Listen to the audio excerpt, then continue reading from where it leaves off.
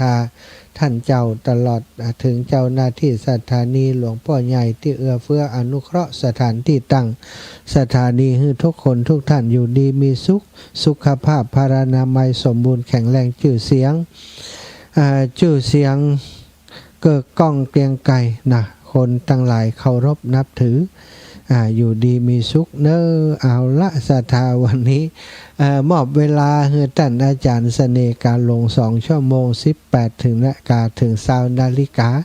แต่มีปัญหาติดขัดอย่างก็บ่ทราบได้สื่อสารกันบ่เข้าใจหรือยังได้มีคนโทรมาว่าโอ้เป็นเพลงเห็นแล้วท่านอาจารย์ยุดไปแล้วนะคือน้องนัดไปเกาะสัญญาณก็บอกว่าลิงก์ของท่านอาจารย์เงียบไปแล้วว่าท่านอาจารย์ก็คงจะเปิดดูแล้วก็ทางวิทยาลัยส่งบัตรได้เกาะเนาะพอดีแจ้งให้ลูกสาวน้องแอมทราบแล้วว่ามอบเพื่อเปิด2 ชั่วโมงแต่ว่าช่วงเชื่อมต่อของชั่วโมงการออกอากาศบางครั้งบางทีเขาตั้งออโตเมติกไว้ตั้งอัตโนมัติไว้มันจะเด้งไปหาลิงก์ของอาตมาหรือว่าเด้งไปหาลิงก์ของคนอื่นก็ทำให้บัดได้จัดการหรือว่าดูแลอย่างทันท่วงทีเสียงมันก็เลยขาดหายไปเนาะขอสุมาอภัยกับศรัทธาญาติโยมทุกคนทุกท่านแล้วก็ท่านอาจารย์เสน่ห์การลงตัวเนอะท่านได้เมตตาเข้ารายการให้1 ชั่วโมงเอาก็แล้วกันชั่วโมงนี้อาตมาก็จะเข้าต่อเนาะ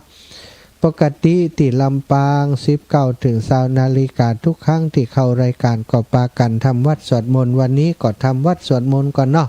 ก่อนที่จะสนทนาอุจาสารธรรมกันต่อไปกราบพระพร้อมกันเนอกราบ1 พุทโธเมนาโถกราบ2 ธัมโมเมนาโถกราบ3 สังโฆเมนาโถ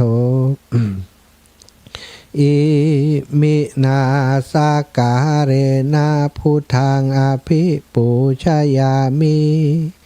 อิมินาสากาเรนะธัมมังอภิปูชยามิอิมินาสากาเรนะสังฆังอภิปูชยามิอะระหังสัมมาสัมพุทโธภะคะวาพุทธังภะคะวันตังอภิวาเทมิกราบสวากขาโตภะคะวะตาธัมโมธัมมังนะมัสสามิกราบสุปฏิปันโนภะคะวะโตสาวกสังโฆสังฆังนะมา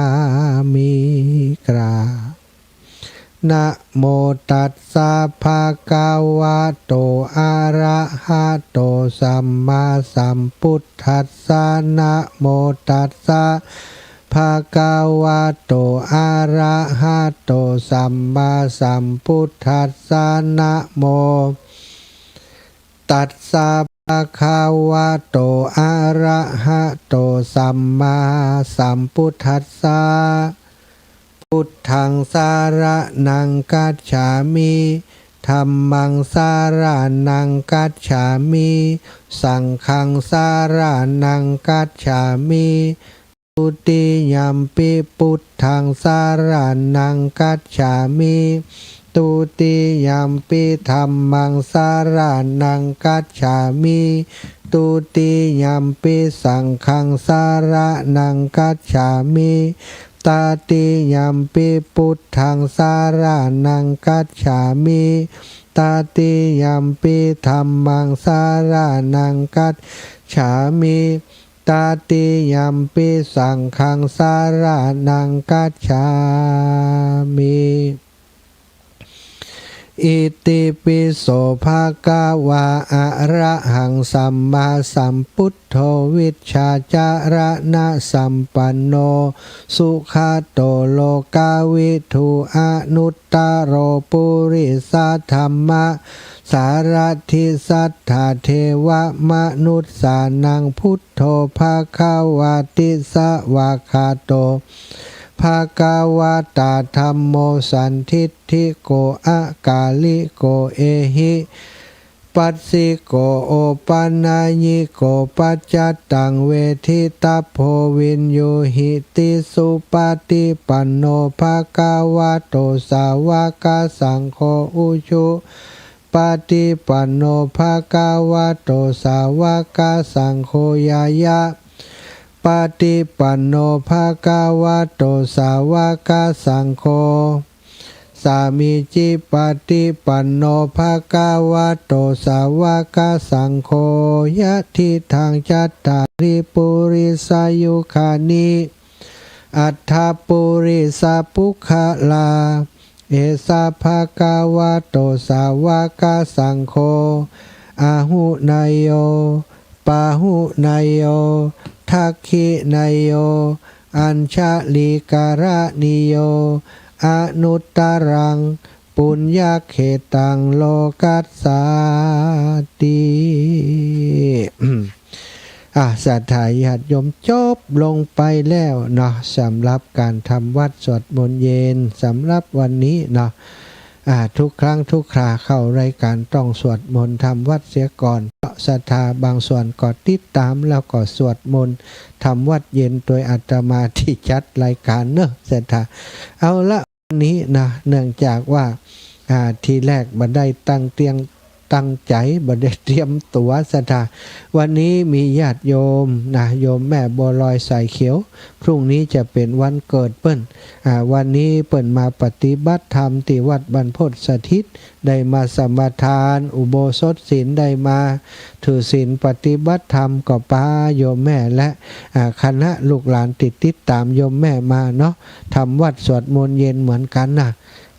ทำวัดยังตันแล้วเปิ้นโทรมาว่าอันลำปางเป็นเพลงอาจารย์ยังได้ดีนะคืนสีขาวก็เกาะไปอยู่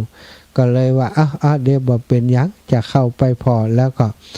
มาจัดรายการตอนนี้เข้ามาพร้อมแล้วพร้อมที่จะจัดรายการศรัทธาญาติโยมที่ฟังอยู่ต่างบ้านต่างจองได้ติดตามรับฟังสดับรับฟังต่อไป2-3 วันก่อนเนาะสถาวันที่7ที่ผ่านมาเป็นวันเปตพีเฮาก็ได้ตานอุทิศผลบุญตานไปหายาติกาวงวานติล่วงลับมาลนาไปสู่ปรโลกไปนาตลอดถึงสรรพสัตว์น้อยใหญ่ตั้งหลายได้ทำหน้าที่ลูกหลานตีดีอาตมาภาพได้มีโอกาสแสดงธรรมนำธรรมพื้นเมืองมาเทศมาแสดงให้ศรัทธาญาติโยมได้รับฟังก็มีธรรมมาลัยโพธิ์โลกนะมีธรรมมาลัยโพธิ์โดยธรรมแล้วก็ธรรมมาลัยโพธิ์ธรรมมหาวิบากวันก่อนเนาะวันก่อนก็ทำมหาวิบากวันนี้เอาธรรมที่เกี่ยวเนื่องกับเรื่องราวของเป็ดทพีหลายคนเวตาตานขันเข้าตานกับเข้าใส่บาตรมักจะบอกว่าตานเฮ้อเจ้ากรรมในเวรเนออาจารย์นะบางคนก็บอกว่าคนนี้จะได้เจ้ากรรมในเวรนักตะจริงแล้วศรัทธาอีปอยอีแม่ตั้งหลายคำว่าเจ้ากรรมในเวรเนี่ยนะมันก็มีนักแต่นะสัตว์สิ่งหิ่งห้อยสัตว์น้อยสัตว์ใหญ่ต่างๆที่เขาเนาะมีชีวิตอยู่เขาได้กินชีวิตสัตว์อื่นนะมาเป็นจำนวนนักจำนวนหลายสัตว์บางชนิดหักตัวก็ตายบ่อยากจะตายอยากจะมีชีวิตอยู่แต่เขาก็ได้ไปเบียดเบียนเขาได้ไปเอาชีวิตเขามาทำเป็นอาหารสัตว์กุ้งหอยปูปลาสัตว์เล็กสัตว์น้อยไก่เป็ดไก่หมูม้าต่างๆเนาะสปะนะวัวควายจ้างม้าเนาะไปหมดแหละที่เขาได้ทำลายเปิ้นก็ล้วนแต่ถือว่าเป็นเจ้ากรรมนายเวรหรือว่าเขาได้ไปทำให้คนใดก็แล้วแต่ญาติพี่น้องหรือว่าผู้เกี่ยวข้องเป็นเปื่อนฝูงต่างๆให้มีปัญหาให้น้อยอกมองใจให้เสื่อมทรัพย์เสียทรัพย์ต่างๆโดยความหู้เท่าบัดถึงการก็ดีโดยความประมาทพังพลาดกันต่างๆก็ดีทำให้เขาได้โกรธได้แค้นตัวเฮาซึ่งบุคคลหรือว่าสัตว์สิ่งหิ่งห้อยเหล่านี้ถือว่าเป็นเจ้ากรรมนายเวรของเฮาทั้งสิ้นศรัทธาฉะนั้นการที่เฮาทำบุญหาเจ้ากรรมนายเวรนั้น เป็นสิ่งที่ถูกต้องเป็นความเข้าใจที่ถูกต้องแล้วที่ศรัทธาญาติโยมทั้งหลายเวลาคืดกินคืดตานก็นึกถึงผู้ที่เป็นเจ้ากรรมนายเวรตานไปหาเปิ้นเนาะหันต้วยหันด้วยเป็นอย่างยิ่งและควรจะทำบ่อยๆทำให้มากไว้การแผ่เมตตาจิตไปให้กับบุคคลผู้ที่ได้ล่วงลับมรณาไปแล้วนั้นศรัทธาญาติโยมเป็นสิ่งที่สำคัญอย่างยิ่งต่อคนที่มีชีวิตอยู่เนาะเราจะได้ปลดปล่อยเปิ้นจะได้ปลดปล่อยเราบ่มีกรรมมีเวรต่อกันเปิ้นเรียกว่าเจ้ากรรมนายเวรวันนี้จะเอาทำเจ้ากรรมนายเวรมาเทศก็คงจะพอดีกับเวลาที่มีอยู่เนอะนะโมตัสสะภะคะวะโตอะระหะโตสัมมาสัมพุทธัสสะอะเวเรนะจะสัมมันติติสาธโวดุราสาโสตุจานะสัพปุริสัตทั้งหลายอันมานั่งยายฟังธรรมพระเจ้าถึงหนุ่มชะแลพ่อแม่แก่เท่ามากันอดเอาหลวงหลายกึดหาคนตายวำวายความนามัจจุราชอาจกล้าเอาไปสุดวิสัยไว้วอนบ่อใดห้องห่ำให้เพราะเวทนาจริงมาเพิกษาวกสาพี่น้องมันถูกต้องตามเหตุปกองป่าเวณีบ่มีอย่างดีกว่าบุญกุศลอุทิศผลบุญกุศลไปนาไว้รอบุญทาอยู่ทาคนตายจึงไปนิมนต์พระสงฆ์องค์นายมาบรรยายเทศเธอหู้แจ้งเหตุเรื่องบาปบุญกรรมที่ได้กระทำปางหลังก่อนเกมนุษย์เฮาที่เกิดมานี่บ่พ้นที่เว้นกรรมฟังจดจำเมียดไว้เฮือก้อนไก่โดยสติพะญาปัญญา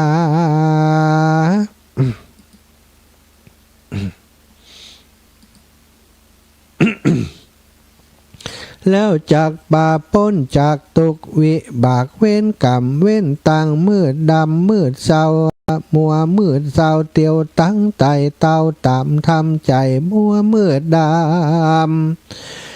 มืดบอดจักเอาตัวรอดบายขอพ่อแม่ศรัทธายิ่งใจหนุ่มเทาหู้เต่าถึงการจะสุขบานชื่นจอ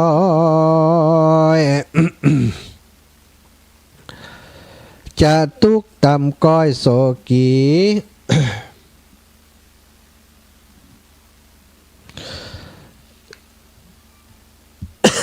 โอ้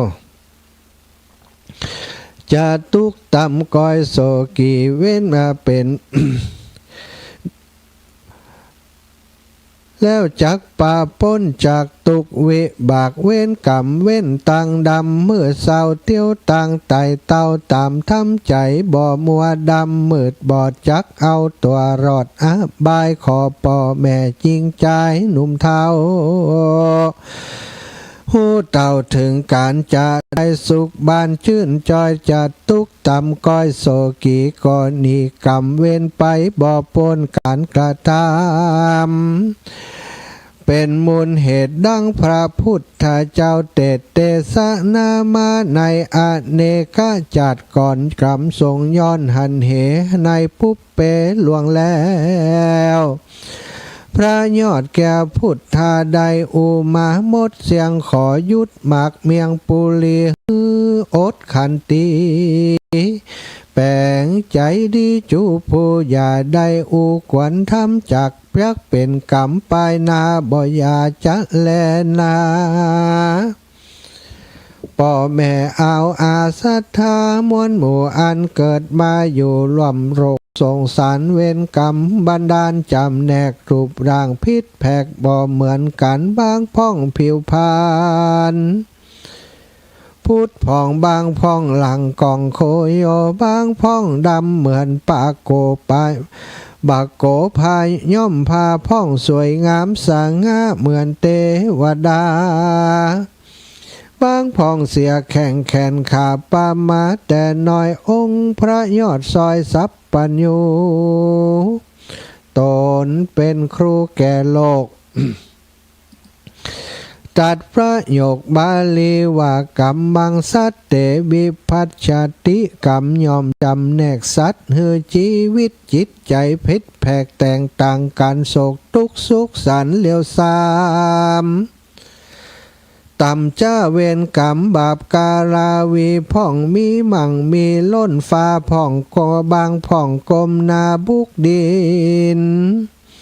พ่องขึ้นเหือบินแอวต่างพาเทศบางพ่องเหมือนเป็ดเสาะสอดหากินบางพ่องเป็นบาเมาวินขึ้นเหนือล่องไตบางพ่องบ่เป็นเจ็บเปื่อย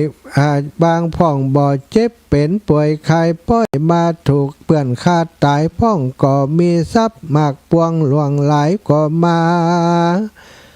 ชิบหายหมดเสียงนาหมองมนเมียงน้ำตายัวปางพ่องใจกำลังอำนาจป่าเถื่อนเบียดเบือนทุกขเวทนาบ่มีเมตตาอิจฉาตาห้อนเวรกรรมไล่ตอนเมื่อไปลนเหมือนไฟสุมเอาไม้มีเรื่องเล่าไว้ในธรรมบทว่ายังมีบุตรของกะตุมปีผู้หนึ่งกำย้ำกำผ้าปอรูปหลังหล่อเล้างามแม่มีความฮักยิ่งจึงได้หาเมียมิ่งในสกุลบ่ฮือหายสูญพงเผาไว้สืบลูกเต้าหลานเหลนซ้ำเป็นกำเว้นนางบ่มีลูกเอาเมียบ่ถูกเป็นหมันแม่ผูกพันหวังหอยไปหาสาวน้อยโสภามาเป็นพระลิยาทวนสองสี่บัวตอง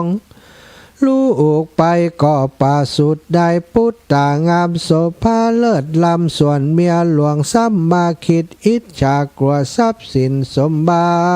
ติฝ่ายแม่มารดานางจะบ่ได้ความคิดถอยไร่จ้องเว้นทำเป็นใจเย็นพอเผาล้มรูปเราเอาใจจริงจากกำไปกับเมียน้อยว่าถ้าค่อยมีพันหาถ้าค่อยมีคันขอช่วยขอเฮือจำนั้นบอกกล่าวเฮือหู้ข่าวกำเนิดนางก็รับไว้นางถอยไล่เมียหลวงใจหึงหวงบาปใบใจโหดร้ายปลาก็สมยังยาอันหอนาตักใส่จ้อนหื้อนางกินว่าเป็นยาวิตามินบำรุงว่าอันนางน้องจานลวดบอกตั้งคันสองครั้งพร้อมกันนางปั่นปอนบอกเฮือนางปั่นบอกเฮือนางดักเจอคือบอกเฮือไผ่ลูกแท่งไปในทวนสองแม่นมาน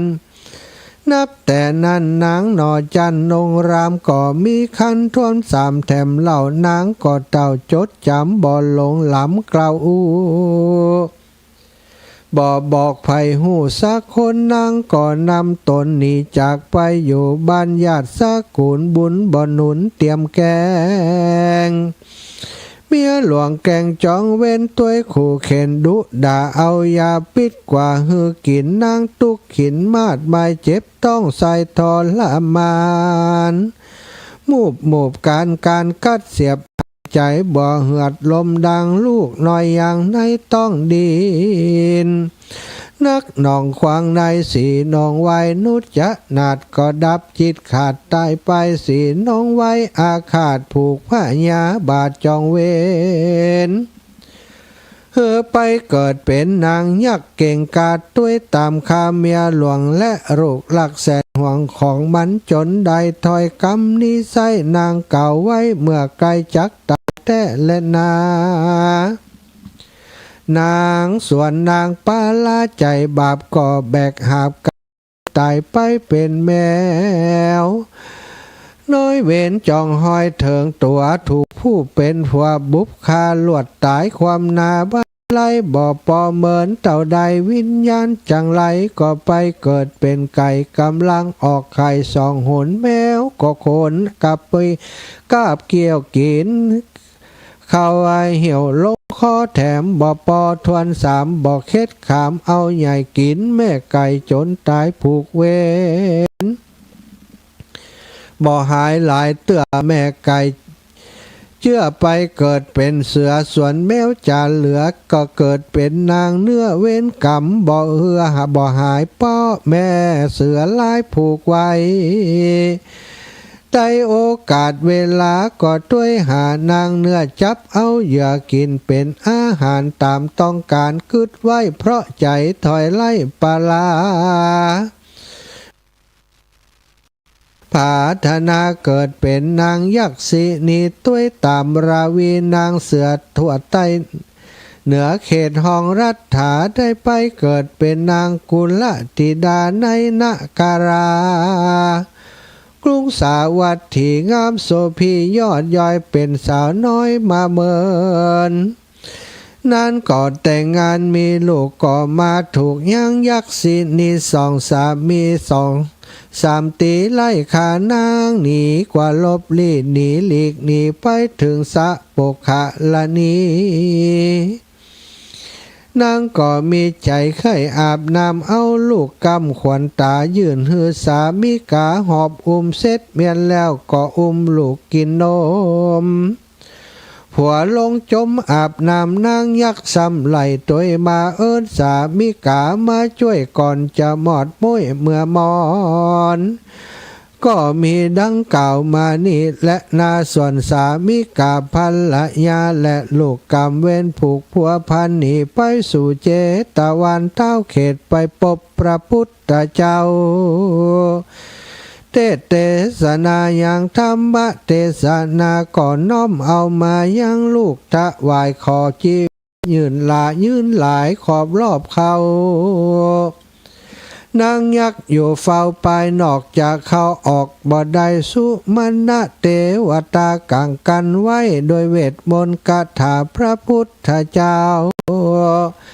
ก็เรียกหาเอาอย่างพระอานนท์ไปเฮือเรียกนางปลาเผ็ดยักษ์มานั่งต่อหน้าพระพักแล้วก็สั่งสอนทำจี้เรื่องบุญ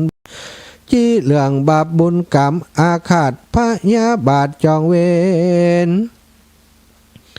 มีแต่เป็นทุกโทษบ่เกิดพระโยชน์กับภัยสืบต่อกันไปทุกจัดก็จักปาวินาศวำวายควันละอายต่อบาปอย่าใจฮึกอย่าปาโลพุทโธธรรมโมหันแมวกับหนูงูกับพังพรฮึกกุลธิดาบังอ่อน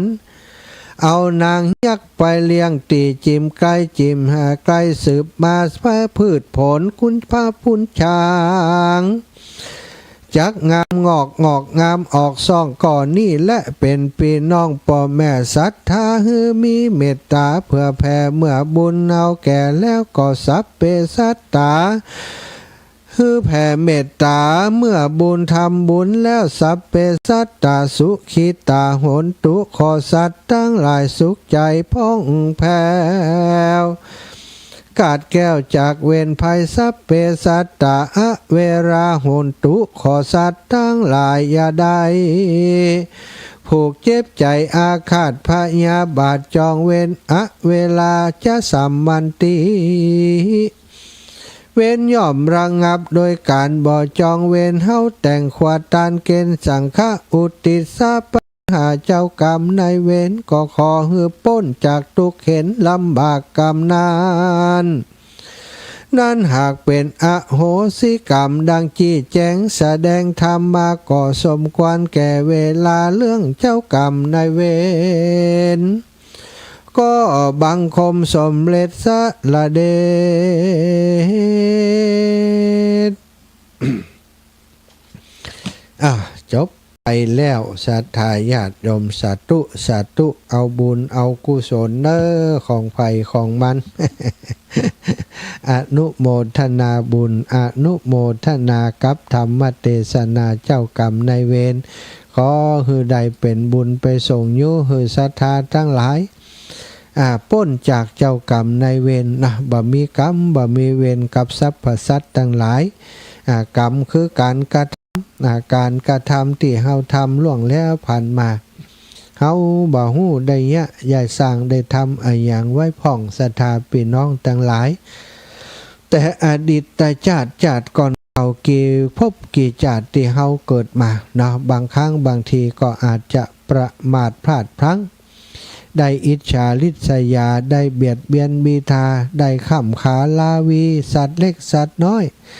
หรือว่ามนุษย์นะหรือว่าสัตว์ใหญ่ทั้งหลายแม้กระทั่งผู้ที่เป็นคนเป็นมนุษย์เหมือนกันได้รับความลำบากอย่างเรื่องที่ยกมาเป็นนิเคปบทเป็นตัวอย่างซึ่งก็มีมาในธรรมบทเนาะเรื่องนี้ก็เป็นตัวอย่างดี เวรย่อมระงับโดยการบจองเวรสองกุลธิดาเกิดมาเป็นร่วมสามีกันสาธาเมียหลวงนี้บ่มีลูก ก็เอาเมียน้อยมาแม่ไปเสาะเมียน้อยมาพอเมียน้อยมีต้องเมียหลวงก็กึดว่าถ้ามันมีลูกเฮาก็เป็นหมาหัวเน่าละกะในบ้านนี้ทรัพย์สมบัติอย่างตั้งหลายจะตกไปหาลูกของเมียน้อยเสียหมดตัวเองก็จะบ่ได้อะไรอย่างเลยก็เลยมาวางแผนว่าจะจัดการอย่างใดก็ไปบอกคือนางเมียน้อยมีต้องบ่ได้บอกอีปีเนอร์อีหล่ะเมียน้อยก็ดีใจว่าอีปีจะมีเมตตากับตัวเนาะจะมาช่วยดูแลพอก้อยจะหายามาบำรุงให้สุขภาพแข็งแรงอีวะตีไหนได้ผสมยาพิษให้เปิ้นกินทำให้เปิ้นแท้งถึง2 ครั้งก็หู้ตัวว่ากินยาหย่านั่นเข้าไปแท้งถึง2 ครั้งครั้งที่3เนาะก็บ่ยอมบอกพอคันแก่มาแล้วหญิงคนนั้นหู้ว่ามีคันก็แอบผสมยาพิษไปในข้าวตีนางเมียน้อยนั้นกินเข้าไปก็ทำให้เกิดอาการแท้งขึ้นมาแต่แท้งตอนตีลูกใหญ่สะทาลูกใหญ่แล้วแท้งนี่มันอันตรายเนาะลูกตายในท้องลูกออกมาได้แม่ก็สุดท้ายแม่ก็ต้องเสียชีวิตตายไปโดยก่อนตายจิตสุดท้ายนี่บอกว่าขอเถอะกูถ่ายไปขอให้กูได้กินมึงเถอะว่าเนาะสุดท้ายตายเป็นแมวกินไก่ไก่ก็โคตรเขานี่พอโดนแมวกินก็โคตรอาฆาตแมวขอให้กูได้กินมึงเยี่ยมเถอะมันก็เกิดไปเป็นเสือไก่ก็เกิดไก่เกิดเป็นเสือแมวเกิดเป็นเนื้อกวางเนื้อเก่งเนื้อกวางนี่กะเสือก็กินเก่งกินกวางเก้งกวางโดนกินลูกไปสุดท้ายโดนกินตัวเองก็โกรธแค้นเป็นขอให้ได้เกิดมาเป็นนางยักษ์ได้กินเขานางผู้เป็นนางเนื้อนั่นไปเกิดเป็นยักษ์ส่วนเสือนั่นก็ไปเกิดเป็นกุลธิดาซะนะนี่ถ้าบ่ได้ไปพบพระพุทธเจ้าเวรกรรมที่จองห้อยกันมาก็คงบ่หมดบ่สิ้นเป็นเวรเป็นกรรมกันไปบ่ฮู้จักจบสิ้นเนาะศรัทธาญาติโยมวันนี้วันที่10แล้วนี่วันพุธที่10วันนี้แจ้งให้ทราบเนอะเจ้าของรายการตัวจริงก็คือท่านอาจารย์พระมหานพดลสุวรรณเมธีท่านอาจารย์มีภาระธุระหลายอย่างหลายประการในตำแหน่งของผู้อำนวยการวิทยาลัยสงฆ์นครลำปางต้องไปประชุมไปมิตติ้งไปประชุมที่วิทยาลัยสงฆ์ส่วนกลางที่วังน้อยอยุธยาเปิดมีกิจกรรมปุ้นศรัทธาวิทยาลัยสงฆ์ทั่วประเทศต้องไปประชุมไปรับฟังนโยบายไปทำกิจกรรมสำคัญกันที่มหาวิทยาลัยสงฆ์ส่วนกลางท่านอาจารย์และก็ทีมงานผู้บริหารของวิทยาลัยสงฆ์นครลำปางได้ปากันเดินทางไปวันนี้สถา วันที่13นะเปิ้นจะมีการถ่ายทอดการประชุมที่ส่วนกลางมาโดยนะสถานี่เนาะภาระธุระภาระนาทีเยอะมากท่านอาจารย์พระมหานพดลสุวรรณเมธีท่านเจ้าก็อยากจะออกรายการตามปกติเวลาตีมอบเพื่อเปิ้นนะสถาบ่ได้คิดว่าเวลานี้บ่สำคัญท่านก็คิดว่าเวลาที่มอบเพื่อเปิ้นน่ะสำคัญแต่ว่ามันก็ตรงกับงานบางครั้งบางทีบ่ได้ไปกรุงเทพกรุงไทยก็จริงแต่ว่าเดินทางไปปฏิบัติศาสนกิจในฐานะเจ้าคณะอำเภอวังเหนือกลับมาค่ำมามืดบัดตานจัดรายการก็มีบางครั้งพร้อมแล้วคอมพิวเตอร์ลุกไฟดับอินเทอร์เน็ตเสียก็แกล้งเปิดสปะดะเนาะสถาอดเอาเนาะอดตึงเปิ่นตึงตัวถ้าท่านอาจารย์เปิ่นสะดวกเมื่อใดก็จะก็สัญญาณให้เปิ่นตามปกติเนาะเอาสถาวันที่28เนี่ยใกล้แล้วเนอะแหม20กว่าวันแหม20กว่าวันเนอะสถาอีป่ออีแม่ทั้งหลายมาร่วมบุญร่วมกุศลกันนะยกสุดท้ายแล้วนะกันมัดซีนี่กันสำคัญมัดซีกะดีชะกะซัดกะดีคอนกันก็ดีล้วนแต่เป็นกันที่มีครูบาอาจารย์พระสงฆ์องค์สังฆเจ้านักเทศระดับฝีมือทั้งนั้นนะหลวงป่อบ้านหนองร่องนะท่านพระครูโอภาสนะวัดหนองร่องแม่นกำแม่นนะกว่าพิษได้ฮะเนาะ แล้วก็ท่านอาจารย์หลวงพ่อท่านพระครูวินิจวรการเจ้าคณะอำเภอแจ้ห่มอุปชาของอาตมาภาพก็เมตตารับนิมนต์จะมาแสดงธรรมในวันที่28นะศรัทธาญาติโยมก็เตรียมตัวกันหลายคนหลายท่านอีแม่ไปแน่นอนท่านอาจารย์บัดเดี๋ยวนี้เตรียมลงทานพร้อมแล้วบ่ต้องห่วงไปแน่ๆไปแน่ๆก็ขอบคุณนะขอให้แน่ยังเอานาไม้ยิงดินเถอะนาเนาะบอกกันแล้วฮับปากกันแล้วนะมาเป็นกำลังใจให้กันจิมเนอร์ศรัทธาญาติโยมยกที่3นี่ยกที่3นี้การมีการมัดซีเนาะการมัดซีก็ประมาณ9 นาฬิกาเนอะศรัทธาการมัดสี8 โมงเกิน9 โมงเนี่ยเนาะท่านพระครูปริยัติธรรมาวุฒิหรือว่าท่านอาจารย์พระมหาสมชาตินันทธรรมิโกวัดหนองยาวตำบลเวียงอำเภอเวียงปะเป้าจังหวัดเชียงรายแล้วก็การที่10สักกะบันท่านพระครูโสพลพัฒนวิกรมรองเจ้าคณะอำเภอเมืองปานวัดบันทุ่งตำบลแจ่ซ้อนอำเภอเมืองปานจังหวัดลำปางเมตตาแสดงแล้วก็การที่11กันมหาราชนิต่อท่านพระครูปัจจัยโอภาสเนอท่านพระครูวาปีธรรมเกษมวัดหนองร่องตำบลบ้านเป้าอำเภอเมืองจังหวัดลำปางเป็นผู้แสดงนี่สุดยอดเลยนะศรัทธาจากนั้นก็ถวายภัตตาหารเพลแก่พระสงฆ์องค์สามเณรเจ้าแล้วก็12 นาฬิกา 30 นาทีนะการที่12ชักกติแสดงโดยพระครูวินิจวรการเจ้าคณะอำเภอแจ้ห่มวัดดงนั่งคีรีใจตำบลวิเชษนครอำเภอแจ้ห่มจังหวัดลำปางการที่13นครกันก็จะท่านเสน่กาหลงสองธรรมาสคณะเสน่กาหลงตุปิต้อมตุปิเกจะเป็นองค์แสดงเนอศรัทธาก็เจริญพรเชิญชวนศรัทธาทุกคนทุกท่านได้มาร่วมบุญร่วมกุศลมาร่วมลงทานกันพี่น้องเวียงปะเป้าก็จะมาพี่น้องเมืองฝางพี่น้องตั้งเชียงใหม่หลายคนหลายท่านจะมานอนเพศตัวนะยินดีต้อนรับทุกคนทุกท่านเนอะ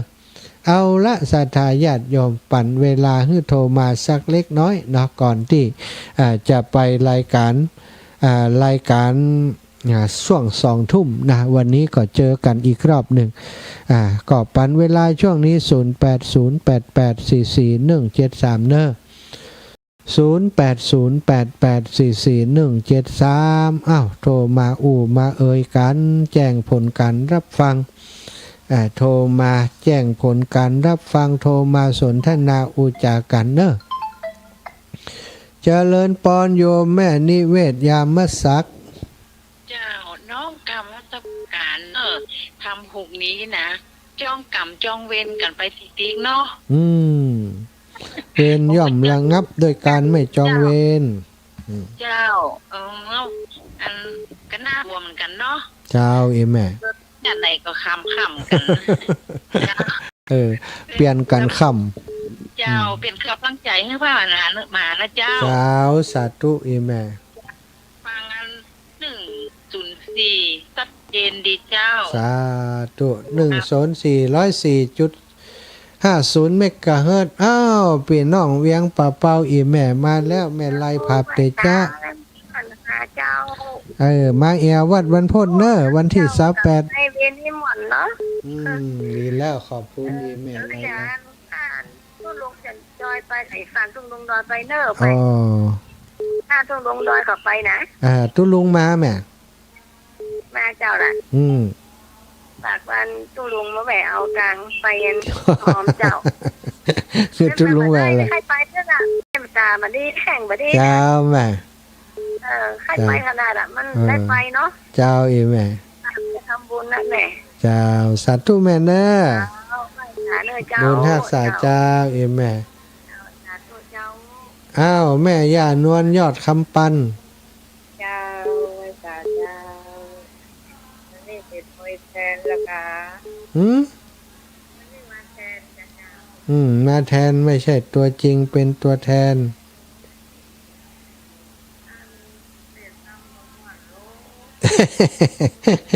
ก็ล่อมก้อมแก้มไปอากาศเนาะ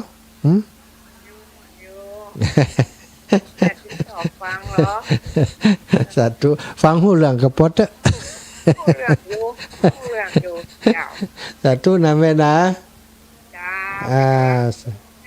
สาธุเจ้าพี่น้องท่าก็แม่สวยมาแล้วแม่บัวลอยชัยสวรรค์สาธุเจ้าธรรมะแต่ได้แต่น้อไปบ่ได้เดี๋ยวแม่จะว่าไปนิมนต์เสียงสักร้อยกันเนอะเจ้าใดวันหน้าก่อยฟังเค้กเอาเนาะเจ้าแม่เจ้าขอบคุณม่วนขนาดแม่เป็นละอ่อนแม่ได้หันแล้วแล้วหนาเป็นเตะทำอย่างนี้นะเจ้าสาธุเจ้าสาธุเจ้าแม่สุกแก้วสอนศรีนุสอนศรีละพรศรีเตี้ยอดได้เด้อเจ้าแกพระจ่าเด้อนั่นพ่อแม่เจ้านะฟังธรรมตัวเด้อโอ้เป็นบุญเป็นกุศลนะทำโมมาถึงบ้านถึงจองนะเป็นบุญเป็นกุศลเด้อเจ้าชัดเจนเลยไปเลยเด้อเจ้าเด้อฝนกระตุกนะเจ้าสาธุจากไว้สาธุฝนตกยังชัดเจนอยู่สุดยอดเลยเนาะแม่สุกแก้วแม่วันใหม่วังโมนได้ข่าวว่าจะมาเนาะไปสาเจ้าท่านอาจารย์เจ้าแม่เทศทำสองวันเนาะเหมือนได้ฟังอาจารย์เทศทำถ้าสมมติถ้าได้ไปจะถวายกันเทศนะเจ้าได้ถามเนี่ยปนี้คำเสียเจ้าถามเห็นเนอะอาจารย์เพิ่นบอกแม่ปนี้ไปไหนเนอะเดี๋ยวก่อนถ้าได้อู้ก่อนเจ้าเพิ่นอู้ในวิทยุอยู่แม่ปนี้คักเจ้าขุนจะไปอีเนอะเจ้าจะถามก่อนเจ้าสาธุแม่เจ้าแม่เพนนะลำพูนอันนี้จะมานอนจูเนอะวันที่27แม่จานเป็นโต๊ะกับเจ้าแม่ปุ่นตกเมืองปานปุ่นน้ำท่วมสวนเมืองปานเฟ่มาตกหอห้อนวันค่ำอาจารย์เจ้าบุญตักใจหูแล้วนะเจ้าสาธุโยมแม่เจ้าอนุโมทนาบุญเป็นเนอเจ้าอันนี้นะเจ้ากรรมในเวรนะเจ้าแม่เจ้าบุญรักษาเจ้าแม่ย่านางคำอ้ายคนเก่งบ้านสันสลีเจ้าวันสาเจ้าแม่ใครได้ยินใครฟังใครไปมาจะให้เขาไปครับใครไปมาเนาะโชว์สักเดือนเนาะสาวฟูสาวฟ้าอยู่ไปได้แม่โตคนเท่านั้น93 94น่ะ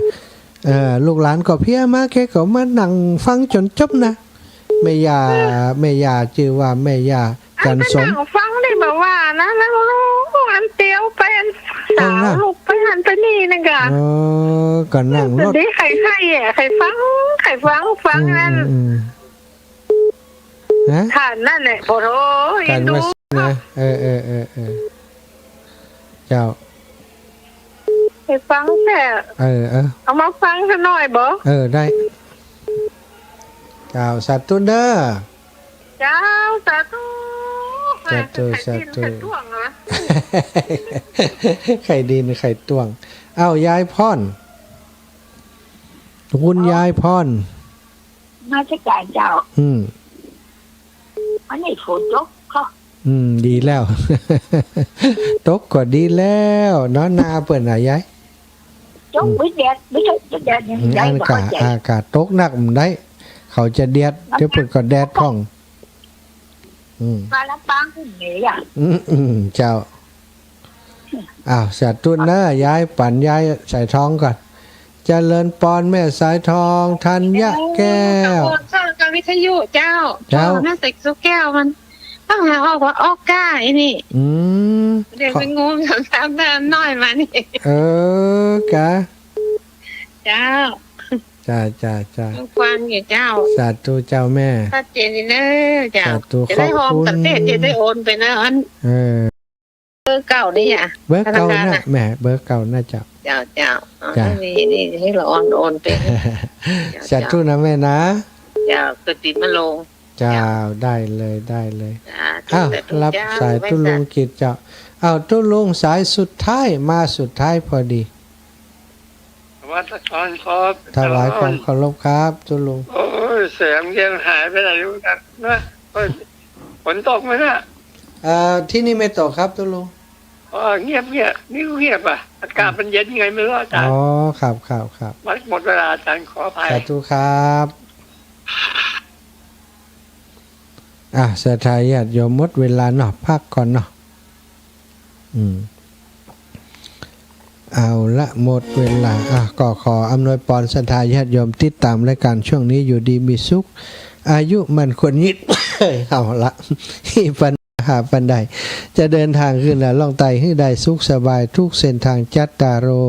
ธรรมาวัฏันติอายุวันโนสุขังพระลา